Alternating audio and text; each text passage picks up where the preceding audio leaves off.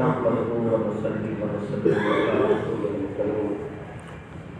أما بعد فأعوذ بالله من الشيطان الرجيم بسم الله الرحمن الرحيم كل من عليها فان ويبقى وجه ربك ذو الجلال والإكرام صدق الله العظيم وبلغنا رسوله النبي الكريم الأمين قبر کی کالی رات ہے آس پاس ہے یا رسول اللہ کلے دم کی آس ہے اس قلب گنہگار کو روح کیوں نہ ہو مضطرب موت کی انتظار میں جھوٹا ہو یا رسول اللہ آقاؤں میں مزار میں ابو بکر ہم جو کعبہ عمر در طواف ہو عثمان آب زمزم علی حج حق پرست محمد سرے قدرت ہے جو راز ان کا کیا جانے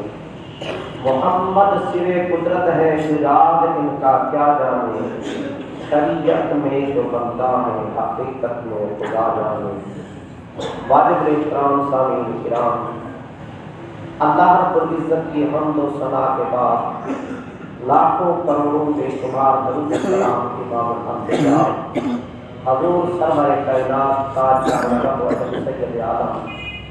رسول اکرم نور مجسم صلی اللہ علیہ وآلہ وسلم کی ذات مبارکات پر میرے پیارے محبوب کریم رؤوف الرحیم صلی اللہ علیہ وآلہ وسلم کے درود و سلام کے بعد دعا ہے رب کریم کی بارگاہ کے اندر کہ میرا کریم مالک و خالق رب ہمارے بھائی محمد ریاض عرف اللہ صاحب کی بخشش و مغفرت فرمائے اللہ تبارک و تعالیٰ ان کی قبر پہ کروڑوں رحمتوں کے نزول فرمائے اللہ نے اپنے جوار رحمت میں جگہ عطا فرمائے حضرات گرامی ایک نمازی آدمی تھا اور شریف آدمی تھا کل جنازے میں گئے یا جنازے کے بعد سب کی زبان پہ یہی لفظ جاری تھے بندہ بڑا شریف تھا بندہ بڑا شریف تھا اور کسی کے ساتھ نہ اٹھنے والا اور نہ لڑائی بھڑائی کرنے والا ایک کنارے پہ رہنے والا یوں سمجھو کہ رب کی مخلوق کو ستانے والا نہیں تھا اور رب کی مخلوق کے ساتھ بنانے والا تھا حقیقت ہے موت کا پیالہ تو ہر ایک نے پینا ہے مرنا تو ہر ایک نے ہے چھوٹا ہے بڑا ہے نیک ہے برا ہے مسلمان ہے کافر ہے مرنا ہر ایک نے ہے پر موت ہر ایک کی الگ الگ ہوتی ہے یکساں موت نہیں ہوتی کوئی وہ ہوتے ہیں کہ مر جاتے ہیں مرنے کے بعد لوگ کہہ رہے ہوتے ہیں چلو اچھا ہو گیا اس بدبخت سے جان چھوٹ گئی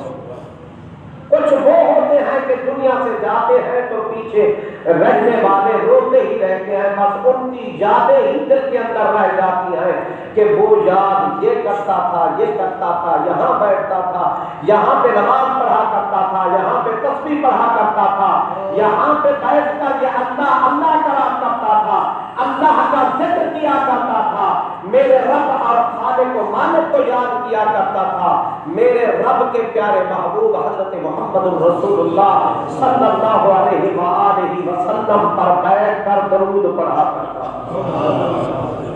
کوئی زبان خاموش نہ رہے ایک دفعہ اونچی آواز کے ساتھ مل کر درود شریف پڑھیے السلام والسلام علیک یا رسول اللہ وعلی آلک و اصحابک یا رحمۃ للعالمین درود پاک ایک ایسی عبادت ہے باقی کسی عبادت کے اندر ریاکاری ہو میرا رب قبول نہیں فرماتا اگر کسی نے نیک عمل کیا ہے مثلا کسی نے مسجد پر خرچ کیا اور ریاکاری کے لیے کیا کسی غریب کی امداد کی تو ریاکاری کے لیے کی کوئی راستہ بنوایا تو ریاکاری کے لیے بنوایا اور کوئی پانی پٹوایا کوئی نیک عمل کیا کوئی مدرسہ بنایا کوئی مساجد بنائی لیکن اس کے دل کے اندر ریاکاری تھی کہ لوگ مجھے مجھے کہیں کہ یہ بہت بڑا اچھا ہے اور اس کی عبادت قابل قبول نہیں ہے، لیکن شیخ عبدالحق محدث دہلوی رحمۃ اللہ تعالی علیہ فرماتے ہیں میرے مصطفیٰ پر اگر کوئی ریاکاری سے بھی درود و سلام پڑھے میرا رب اس کو بھی قبول فرما لیتا ہے۔ درود پاک ایسی عبادت ہے، روزے کے اندر ریاکاری ہو سکتی ہے، نماز کے اندر ریاکاری ہو سکتی ہے، زکات کے اندر، حج کے اندر، پر وہ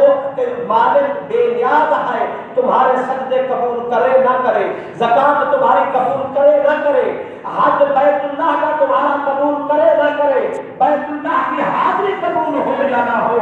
لیکن درود پاک ایک ایسی عبادت ہے اگر ریاکاری کے طور پر بھی کوئی پڑھ لے، درود نبی پاک کی ذات میں بھیج دے، وہ درود رد ہوتا ہی نہیں ہے، قبول ہو کر رہتا ہے۔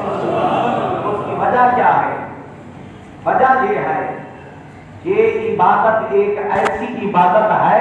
کہ اس کے اندر خدا نے ہمیں نماز کا حکم دیا، خدا نماز سے نماز نہیں پڑھتا، زکات کا حکم دیا، خدا زکات نہیں دیتا، حج کا حکم دیا، حج خدا کرنے سے کہا ہے، روزے رکھنے کا حکم دیا، خدا روزہ نہیں رکھتا، لیکن درود پاک ایک ایسی عبادت ہے، خدا فرماتا ہے اے ایمان والے میرے محبوب پہ درود پڑھو، میں بھی درود بھیجتا ہوں، میرے فرشتے بھی درود بھیجتے ہیں، تو اسی لیے درود پاک ذرا بج گج کے پڑھیے۔ اچھا ایک بات درود پاک کے بارے میں ایک اور بھی کر دوں، یہ ہمارے کاغذ پر یہ فرشتے بیٹھے ہیں، دو فرشتے، نیکی لکھنے والے بھی، بدی لکھنے والے، جو ہم نیک عمل کرتے ہیں وہ نیکیاں لکھ لیتے ہیں، برے عمل کرتے ہیں وہ برائیاں لکھ لیتے ہیں۔ دائیں فرشتے والا یہ حاکم فرشتہ ہے، دائیں کاندھے والا، اور یہ نیکیاں لکھتا ہے، اور بائیں کاندھے والا یہ محکوم ہے اور یہ گناہ لکھتا ہے، بدیاں لکھتا ہے، برائیاں لکھتا ہے۔ لیکن اگر کوئی درود پاک نبی علیہ السلام کی ذات پر پڑھتا ہے تو دائیں فرشتے والے کی تو ڈیوٹی ہے نیکیاں لکھنا، وہ نیکیاں لکھنا شروع کر دیتا ہے، بائیں والے کو کہتا ہے تو بھی لکھ، وہ کہتا ہے کہ یہ تو اب درود پڑھ رہا ہے، نیکی کر رہا ہے، تو نیکی تیرا کام ہے، میرا کام تو گناہ ہے، یہ گناہ کر نہیں رہا، میں کیا لکھوں؟ گناہ کرے گا تو میں لکھوں گا۔ وہ حاکم فرشتہ محکوم فرشتے کو حکم کرتا ہے کہ تو نے یہ لکھنا ہے، میں اس کے نامہ اعمال کے اندر نیکیاں درج کرتا چلا جاؤں گا، میں نیکیاں لکھتا چلا جاتا ہوں اور تو اس کے گناہ مٹاتا چلا جا، جب تک یہ درود پڑھتا رہے۔ دونوں فرشتے وہ کار عمل میں رہتے ہیں، دائیں کاندھے والا فرشتہ نیکیاں لکھتا چلا جاتا ہے، بائیں کاندھے والا گناہ مٹاتا چلا جاتا ہے۔ جو چاہتا ہے کہ میرے گناہ مٹ جائے اور میرے نامہ اعمال کے اندر نیکیاں آ جائے، وہ اونچی آواز کے ساتھ بج گج کے نبی علیہ السلام کی ذات پر درود و سلام کا نذرانہ پیش کیجیے۔ السلام والسلام علیک یا رسول اللہ، السلام والسلام علیک یا حبیب اللہ، السلام والسلام علیک یا سیدی یا خاتم النبیین وعلی آلک واصحابک یا رحمۃ للعالمین۔ میں گزارش یہ کر رہا تھا کہ مرنا ہر ایک نے، کوئی غریب ہے، امیر ہے، بڑا ہے، چھوٹا ہے، بوڑھا ہے، جوان ہے، بچہ ہے، بچی ہے، مرد ہے، عورت ہے، موت کا پیالہ ہر ایک نے پینا۔ خدا قرآن کے اندر اعلان کر چکا ہے کل من علیہا فان، ہر چیز میں فنا ہو جانا ہے، وجب وجہ ربک ذو الجلال والاکرام، جلال اور اکرام والے رب کو صرف بقا ہے، باقی ہر ایک نے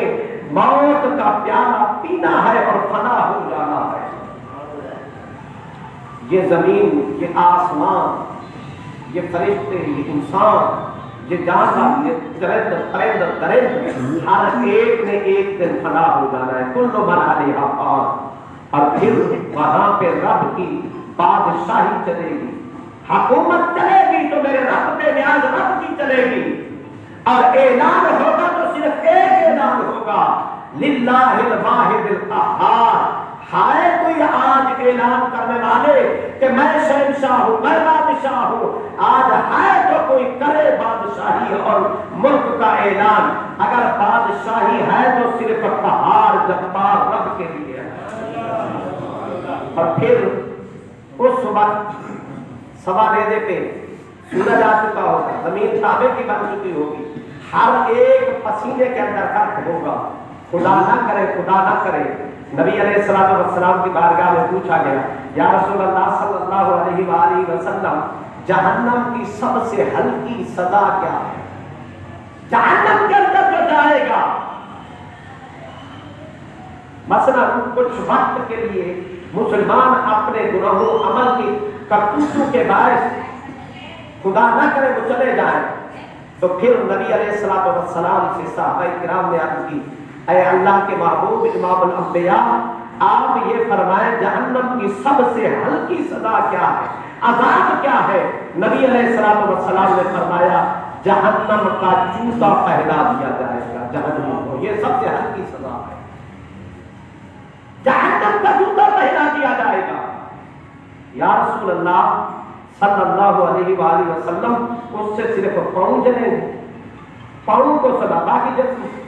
حضور علیہ الصلوۃ والسلام نے فرمایا جب جوتا پہنایا جائے گا تو اس کی گرمی اور اس کی تپش اور ابیزش اور حرارت اس قدر ہوگی کہ دماغ جیسے آگ پر تم چربی رکھتے ہو، چربی پگھل کر بہہ جاتی ہے، دماغ اس جوتے پہننے کی وجہ سے ایسے کانوں سے اور ناک سے بہنا شروع ہو جائے گا، تمہارا دماغ پگھل کر بہہ جائے گا۔ یہ سب سے ہلکی سزا ہے جہنم کے اندر، جو رب کائنات بے گنہگار بندوں کو یہ سزا دے گا۔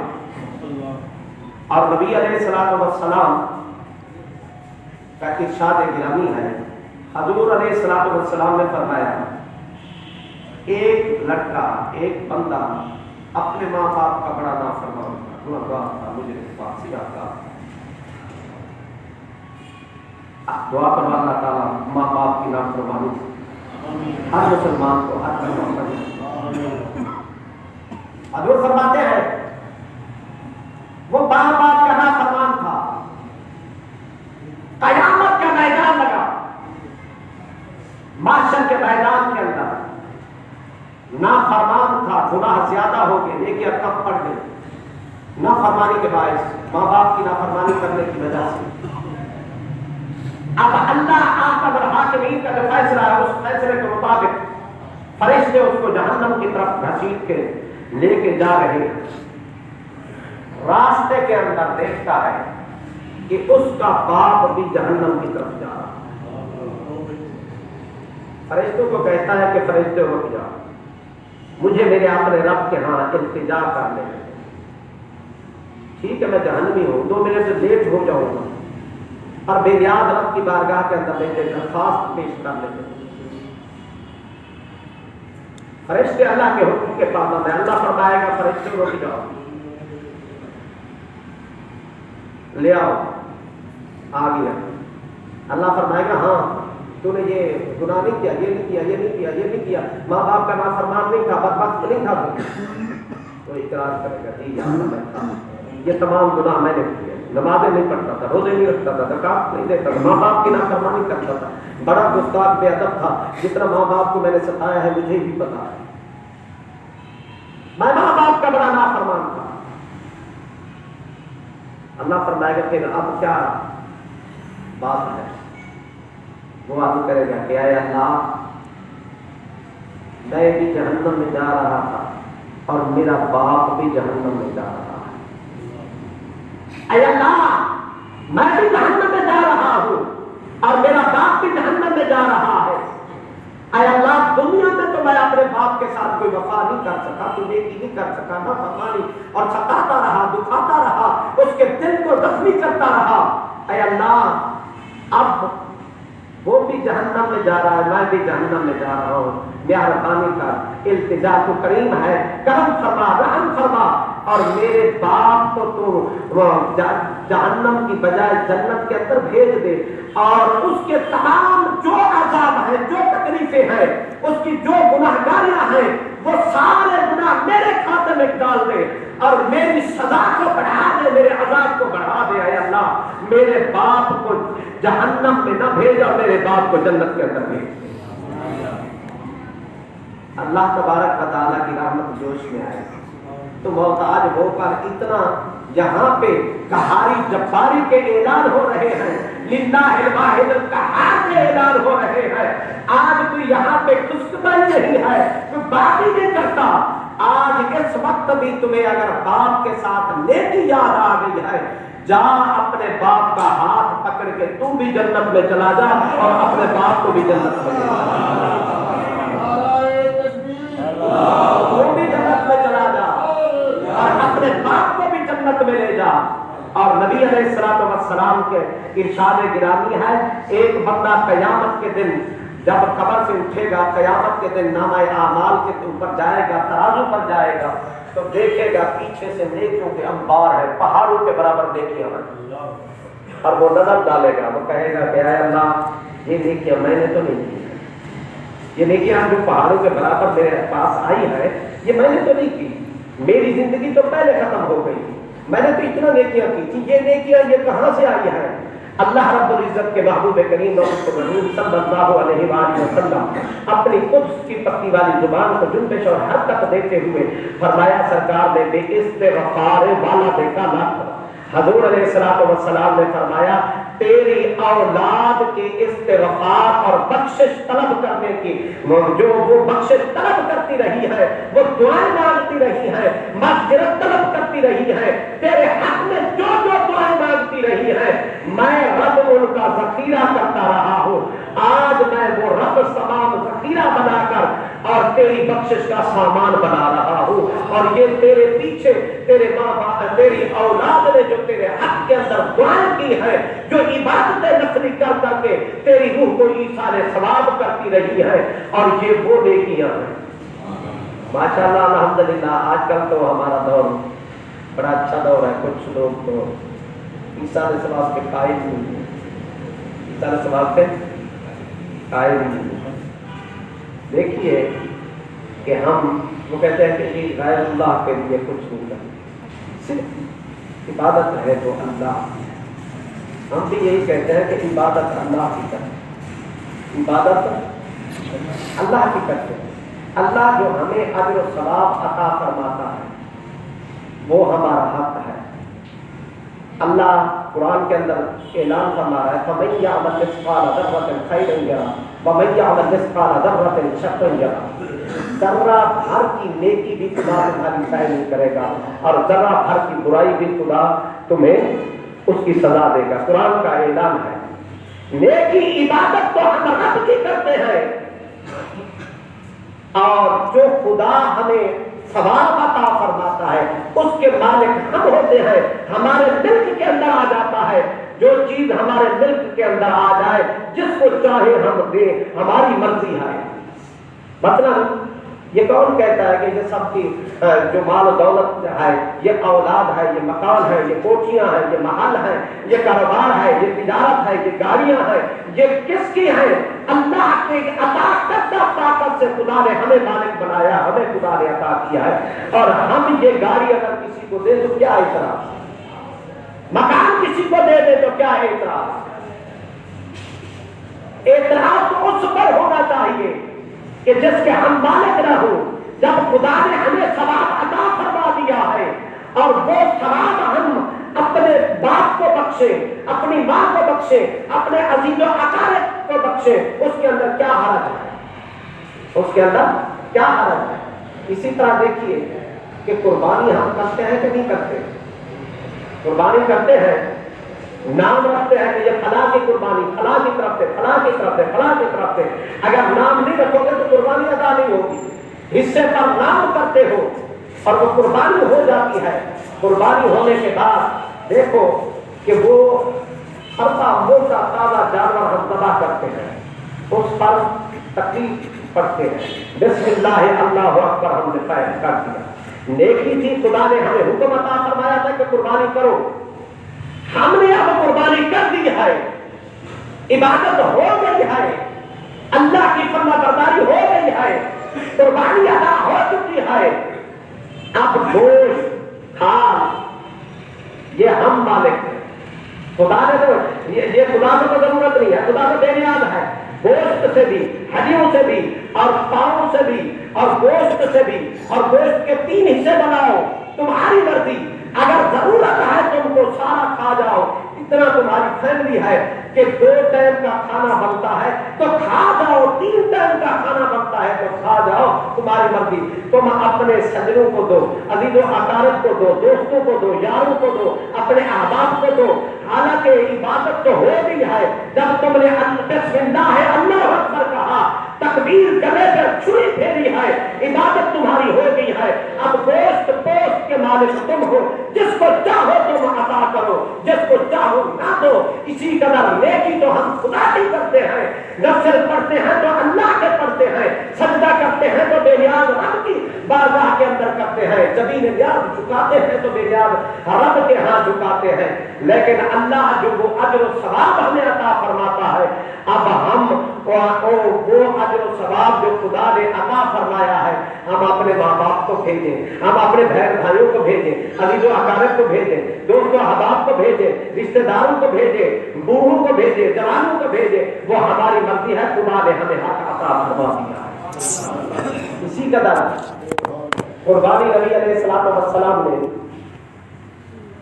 2 قربانی، ایک قربانی نبی علیہ السلام نے اپنی تمام امت کی طرف سے، ایک قربانی اپنی طرف سے۔ حضور کی بارگاہ میں عرض کیا کہ یا رسول اللہ یہ دوسری قربانی ہے۔ حضور نے فرمایا جن ہی میرے کلمہ پڑھنے والے جو بھی امت تک اور امت قیامت تک آئے گی، جتنی بھی آئے گی، یہ میں مستحق ان سے پہلے قربانی کر کے جا رہا ہوں، جو طاقت نہیں رکھتے، جو صاحب نصاب نہیں بنے گے، ان کو اللہ تبارک و تعالی اس قربانی سے ثواب عطا فرما دے گا۔ میں رسول اللہ خود قربانی کر کے جا رہا ہوں۔ اگر رسول اللہ صلی اللہ علیہ وآلہ وسلم 1400 سال پہلے قربانی کر گئے ہیں، 1400 سال بعد مرنے والا قریب مفلس نادار مر رہا ہے، اس کو قربانی کا ثواب مل رہا ہے اور قیامت تک ملتا رہے گا۔ یہی دین اسلام ہے، یہی دین کی تعلیم ہے، نبی علیہ السلام کی تعلیم یہی ہے کہ زندگی کے اندر جتنی اچھائیاں کر سکتے ہو کر لو، مرنے کے بعد اگر اپنے مرنے والے سجنوں کے ساتھ، اپنے محسنوں کے ساتھ، اپنے عزیز و اقارب کے ساتھ، ماں باپ کے ساتھ، بھائیوں کے بہنوں کے ساتھ، قریبی رشتہ داروں کے ساتھ اگر تم وفا کرنا چاہتے ہو تو پھر ان کے ساتھ وفا کا ایک ہی طریقہ ہے کہ ان کے لیے دعائیں مغفرت مانگتے رہو، استغفار کرتے رہو، بخشش طلب کرتے رہو اور ان کی طرف سے صدقہ خیرات کرتے رہو۔ یہ باقاعدہ بخاری شریف کے اندر باب باندھا گیا ہے مرنے والے کی طرف سے صدقہ و خیرات کا۔ آخری حدیث کے سامان تو آ چکا ہے، آخری حدیث حضرت سعد رضی اللہ تعالیٰ عنہ نبی پاک صلی اللہ علیہ وسلم کے غلام ہیں، نبی علیہ السلام کی بارگاہ میں حاضر ہوئے، عرض کی یا رسول اللہ صلی اللہ علیہ وآلہ وسلم میری ماں فوت ہو گئی ہے، میں اپنی ماں کی طرف سے کوئی نیکی کرنا چاہتا ہوں، نیک عمل کرنا چاہتا ہوں۔ بخاری شریف کے اندر حدیث بات مسلم کے اندر بھی موجود ہے۔ یا رسول اللہ میں کون سی نیکی کروں جس کا میری ماں کو مرنے کے بعد قبر کے اندر فائدہ ہو؟ حضور علیہ السلام نے فرمایا کہ اے سعد، اس وقت مسلمانوں کے لیے پانی کی قیمت ہے، میٹھا پانی نہیں، کڑوا پانی ہے، ایک کنواں کھدوا اور اس کنویں کو کھدوا کر مسلمانوں پر وقف کرتے، اور جب تک مسلمان اس کنویں سے پانی پیتے رہیں گے تیری ماں کو ثواب ملے گا۔ پھر حدیث پاک کے الفاظ ہیں ہذہ بئر ام سعد، یہ کنواں نبی علیہ السلام نے کنواں حضرت سعد نے کھدوا دیا، مسلمان پر وقف کر دیا، مسلمان پانی بھرنے لگ گئے، پانی پینے لگ گئے، اب وہ کنواں حضور علیہ السلام کیا فرماتے ہیں؟ یہ حضرت سعد کی ماں کا کنواں ہے. کنویں پر نام بھی حضرت سعد کی ماں کا رکھ دیا. ہی بیر ام سعد، یہ کنواں حضرت ام